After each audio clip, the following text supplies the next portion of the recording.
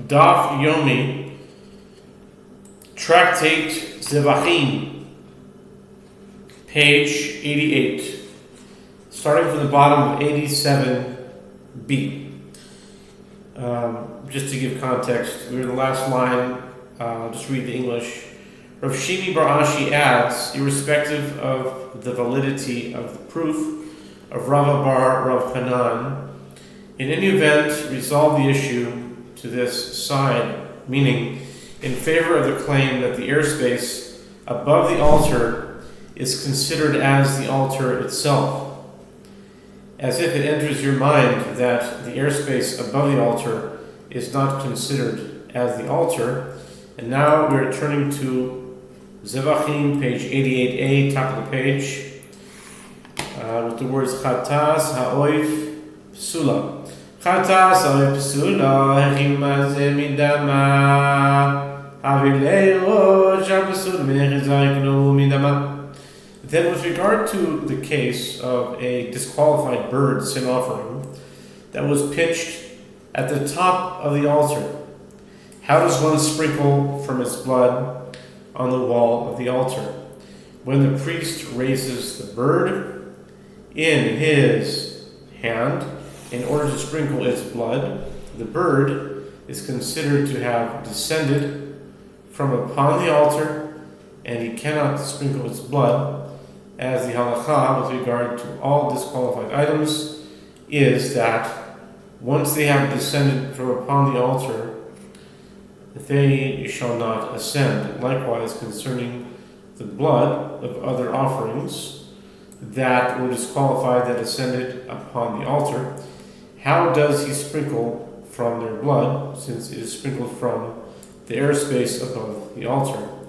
Rather, it must be that the airspace above the altar is considered as the altar. Dimagalehu hazai matsui hazriko shvichi. The Gemara rejects this proof. It is possible that in such cases one does not sprinkle the blood in its normal fashion, but in such a manner that he presses it against the wall of the altar immediately without the blood passing through the air. The Gemara rejects this suggestion. Is this considered sprinkling? It is squeezing, an act that is performed for a bird's offering, not for a bird's sin offering. Likewise, if one sprinkles the blood of other disqualified offerings in this manner, is this sprinkling? It is pouring. And furthermore, with regard to a disqualified burnt offering, is the manner of sprinkling in such a fashion? And in the case of other disqualified offerings, is the manner of sprinkling in such a fashion? It is not. Rather, the airspace above the altar must be considered as the altar. I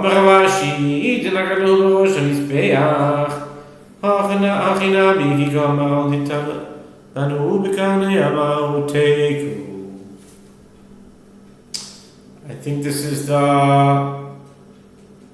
220th. This must be the 220th Teku in the Babylonian Talmud. We can verify that in a moment, but I have to switch pages, so I think it's the 220th Teku. Not 100% sure, but I'll find that afterwards. Anyway, Rav Ashi did not know Rav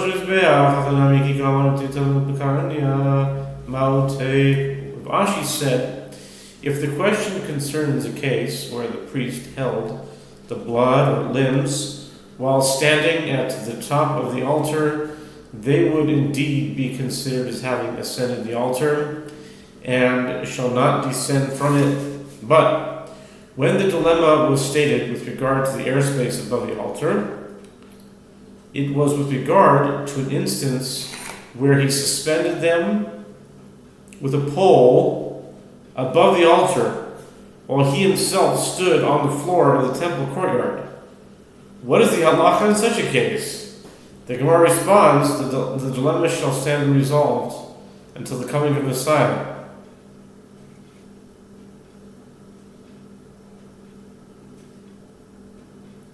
Okay, what's he doing? He's suspending. What's he doing? The priest held the blood of the limb will stand on top of the altar, but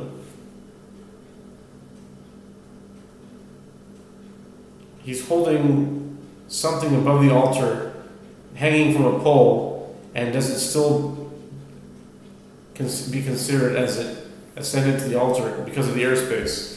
So this thing we have to wait for Elijah the prophet to give us the answer when the Messiah, the son of David, comes. Next, the Mishnah says, the new Mishnah on 88.8. Kol elach mikachin elach umidos yavesh mikachin yavesh ein kli elach mikadesh yavesh velo yavesh mikachin elach kli hakodesh shenikvu im osim bahem mein malachtan שהיו עושים והן שלמים מקדשים. אם לאו הם מקדשים וכולם הם מקדשים אלו קודש. The Mishnah elaborates on the halacha taught in the previous Mishnah 86a that service vessels sanctify items placed in them. The service vessels used for liquids sanctify only liquids used in the service, and the service vessels that serve as dry measures sanctify only dry items used in the service. The service vessels used for liquid do not sanctify dry items, and the service vessels used for dry items do not sanctify liquids. With regard to sacred vessels that were perforated, if one continues to utilize them for a use similar to the use for which they would utilize them previously when they were whole, they continue to sanctify their contents. And if not, they do not sanctify their contents. And all of these vessels sanctify items only when they are in the sacred area, meaning the temple courtyard. That's the Mishnah. And now we go to the Gemara, the Talmud. Amar Shmuel lo yishanu el midos.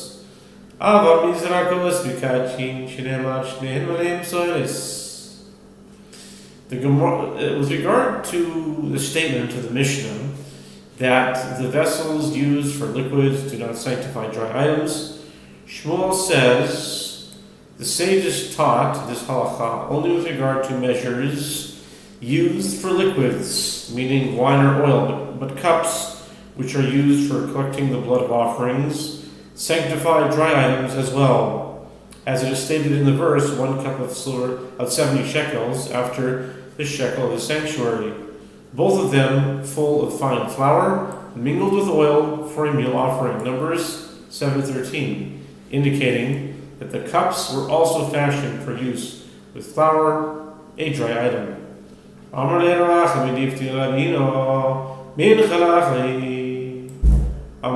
no nitzra liyavesh shelo iboisema mincha legavi dam ki yavesh dam.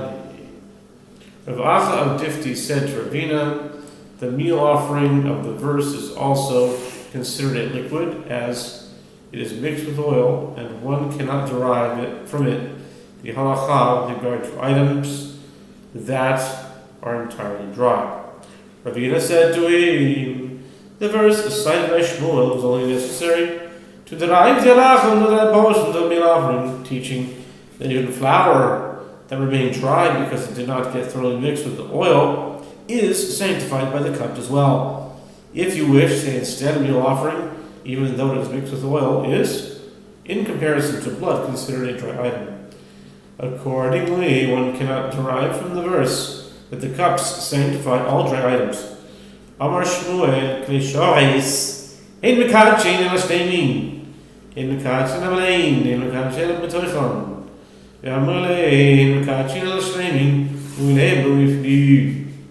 Additionally, Shmuel says, service vessels sanctify items only when the vessels are whole, In other words, they do not have a hole. They sanctify only full measures, meaning when they contain a measurement of fit for offering, they sanctify items only from within them and not items that merely touch their exterior. And some say there is another version of the statement of Shmuel. Since vessels sanctify items only when the vessels are whole, and when they contain full measures, and from inside, my benayu, yikamenayu, berutse, midois, imasni satana, emikachin, slemi, benayu, mivni. The Gemara asks, what is the difference between these two versions? The Gemara responds, the difference between them is, with regard to heaping measures, according to the first version, that service vessels sanctify only items that are within them, nothing that overflows is included. The Gemara notes that it was taught in a Braita in accordance with both versions.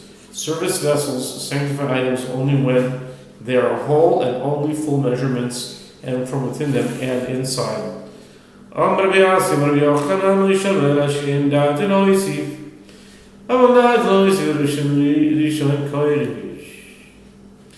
regard to the halakha that service vessels sanctify only full measurements, Rabbi Yossi says that Rabbi Yochanan says they taught this halakha only when the priest's initial intention was not to add to that which was already placed inside the vessel.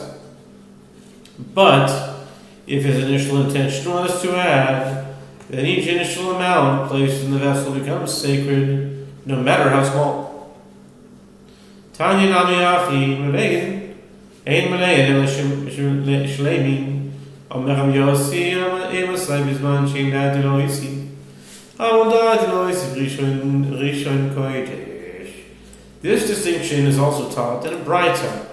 With regard to the halakha that service vessels sanctify full measurements are nothing other than whole measurements. Rabbi Yossi said, when are full measurements whole ones? It is at a time that the priest's intention was not to add. But if his intention was to add, each initial amount is sacred. Ein kli harach mekadesh v'kulei. Amara v'ite v'ravasi ein mekadesh niklav v'mekadesh nifso. The Mishnah teaches that the service vessel used for liquids do not sanctify dry items.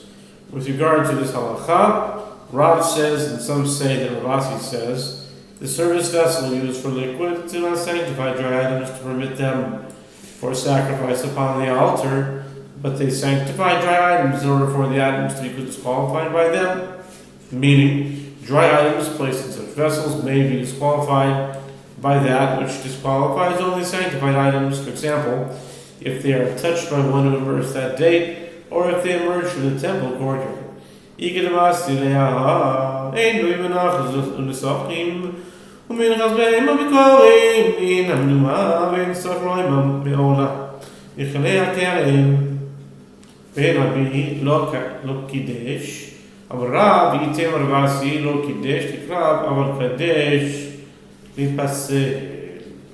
There are those who teach this statement with regard to this halakha. One may not bring meal offerings or libations, or meal offerings accompanying an animal, or first fruits from a mixture containing cheruma, since that which may not be consumed by all Jews may not be used for an offering. And needless to say, one may not bring these items from the fruit of a tree that is orla, meaning a tree during the first 3 years after its planting, from which it is prohibited to eat, or from diverse kinds sown in a vineyard, both of which are prohibited for consumption to priests as well.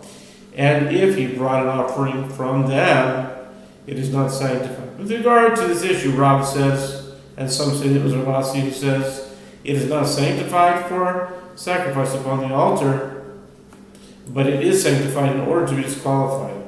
Tanu Rabanan, Klei Kodesh Yinikvu, Ein Matichin Oisan, Ela Matichin Otoichan, Avar, Yivgemu, Ein Metaknin, Otan, Sakin Shinivgema, אין משחיזין את פגימתה. נשמתה, אין מחזירין אותה.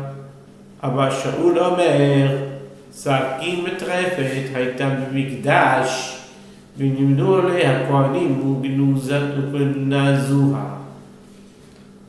With regard to perforated vessels, the sages taught, in the case of sacred vessels that were perforated, one may not melt them in order to seal the perforation, and one may not melt lead into them for such a purpose. If the vessels were damaged, one may not repair them concerning a knife that was damaged. One may not sharpen the spot of its damage.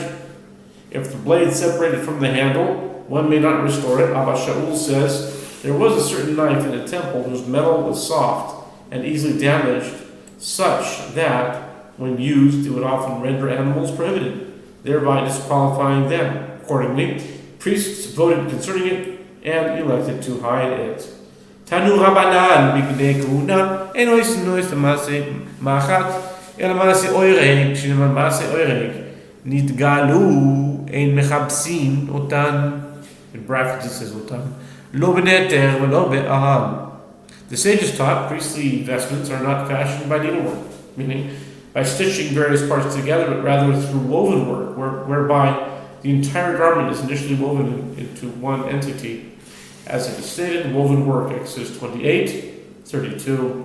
If the garments were soiled, one may not launder them, neither with natron nor with soap, two common detergents.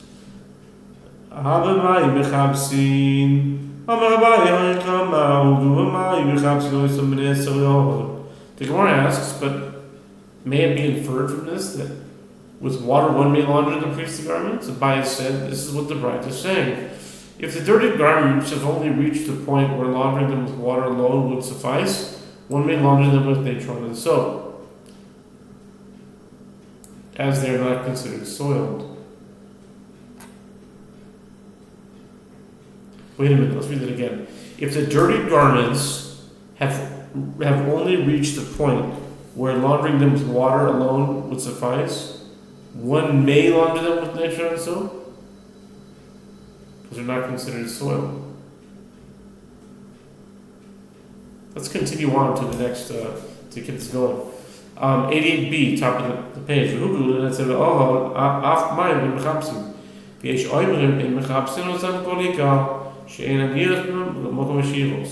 But if the garments became so dirty, we're on the top of 88b right now, but if the garments became so dirty that they reached a point that laundering them would require the use of natron and soap, then one may not launder them even with water. So I guess you have to wash them all the time, even though they're not dirty, just to keep them clean. Because once they get dirty, you can't launder them. Strange. And some say one may not launder the priestly garments at all, even if laundering them with water would suffice, because there is no poverty in a place of wealth, meaning only priestly vestments that were clean as new should be worn, is befitting the temple service, and those that were laundered should not be worn. Interesting.